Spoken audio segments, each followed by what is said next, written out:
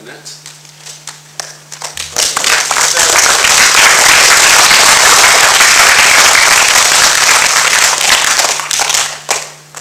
So, hello everybody. And the time is not set yet, so I'll get a few extra seconds if I start right away. Maybe some of you have seen me around the school already with my big camera, maybe on sports day or other events. I'm talking about photography today. So what is photography about? I think there are two big things about it. One is being creative, and the other one is being organized. Only if you unite these two, you will have great photos as the result. So what do I need to achieve that? Very easy. I need my eyes to see what I want to capture. I need a camera to actually capture it. But what I need most actually is my brain to choose my subject, to organize my pictures. So all this comes together. And we're going to, especially into the area of brain and how I organize it, we're going to look a little bit more. Okay, this is me. No, this is what I work with when I take photos. We have at least 5 cameras at home that we use. I have half a dozen photo apps on my iPhone that I also like to use when I don't carry my big camera around with me. See, this is my main camera, quite heavy. And by now I have 10,000 photo files alone from the 2 previous years, from 2010 and 2011. So, how did I get there? Well, we had a baby, Paula. You might know her, she's in year 7 now. And then we had another baby, Hannah. She's sitting here, not a baby anymore, but 10 years old by now. And we were very proud parents. They were so cute, you know, wanted to capture how cute they were and show to everybody. So we took lots and lots of pictures. And then we traveled a lot. And wherever we went, we started taking more and more pictures. And especially then when we switched from a film camera to a digital camera, hey, there's not the limit of only 36 pictures on one film.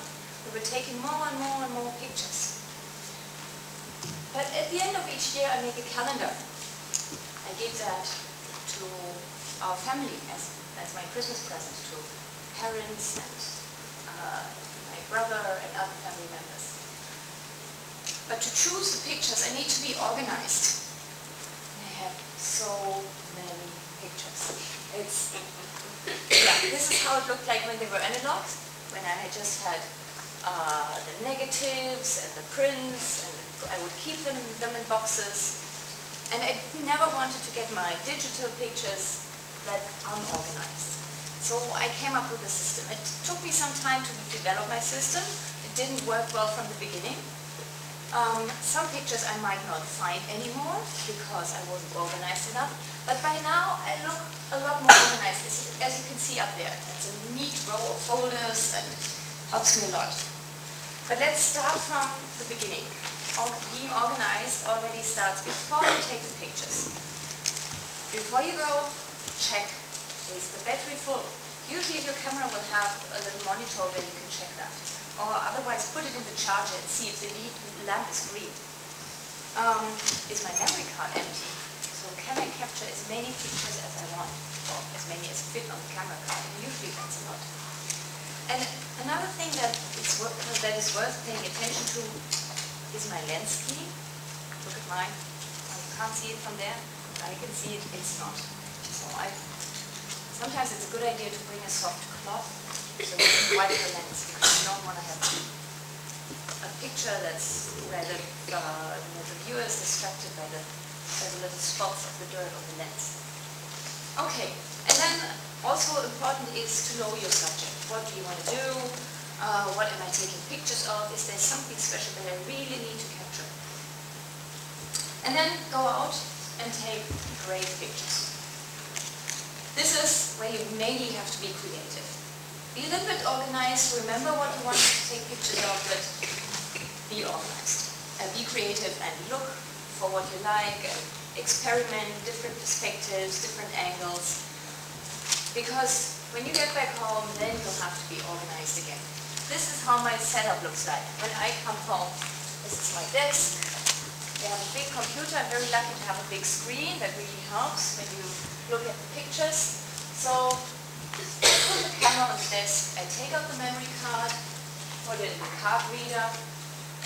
You could also connect your camera with a cable to the computer. And then I download them. I use a software that helps me with that, but usually you could also just copy the files from the camera's memory card onto your computer. I also have an extra hard drive.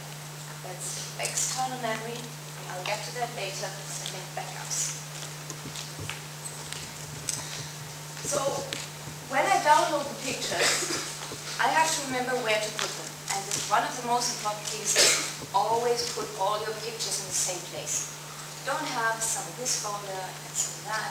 They have one place that's dedicated for pictures, not, oh, I have them in documents, I have them in my Year 6 folder, I have them in the pictures folder. It's good to have them all in one place. I'd rather make a copy at another place, but have the main file, all files all in one place. In my case, that's the pictures folder.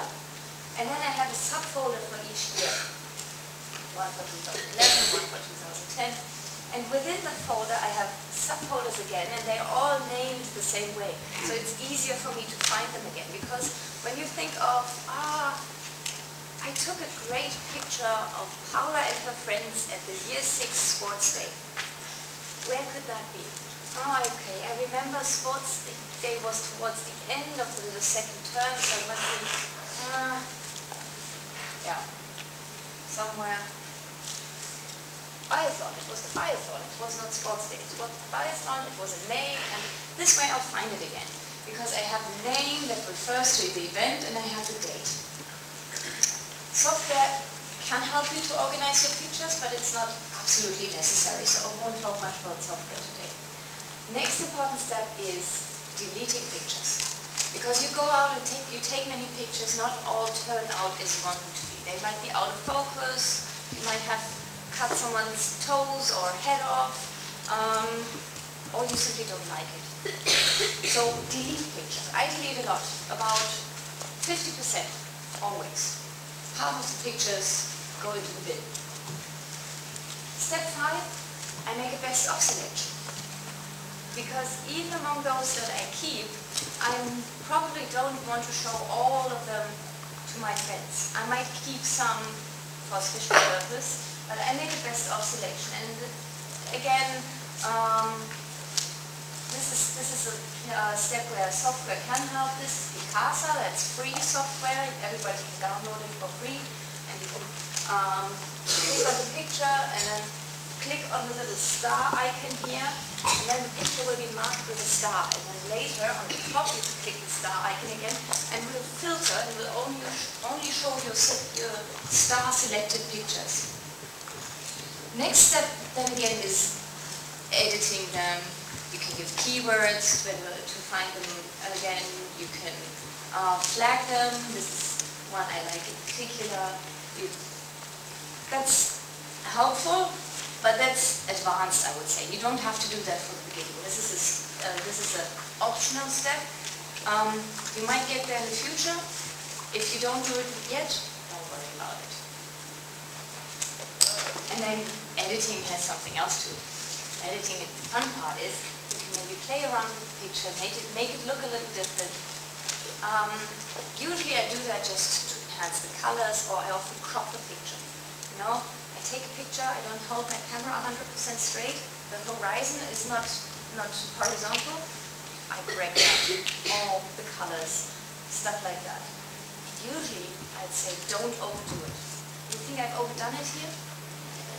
Yeah, I think so too. But sometimes it can be fun. Step 7, also very important, and this is where the external hard drive comes into play that I showed you earlier. Make a backup of your pictures.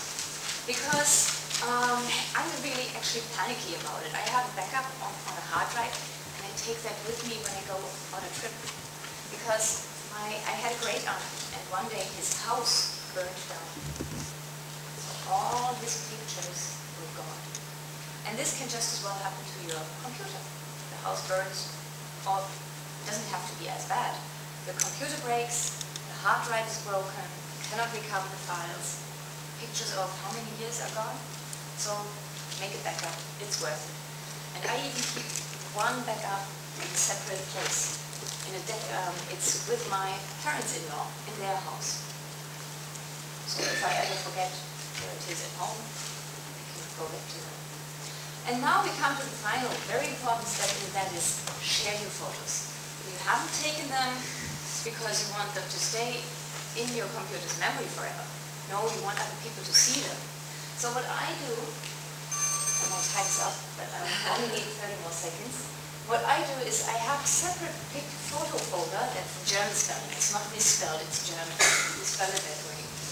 On my desktop, I have a separate folder for photos. And this is where I only keep them temporarily. I put them there, I put a copy, I export a copy there, then burn them onto a CD and give that to friends. Or to attach them to an email from there.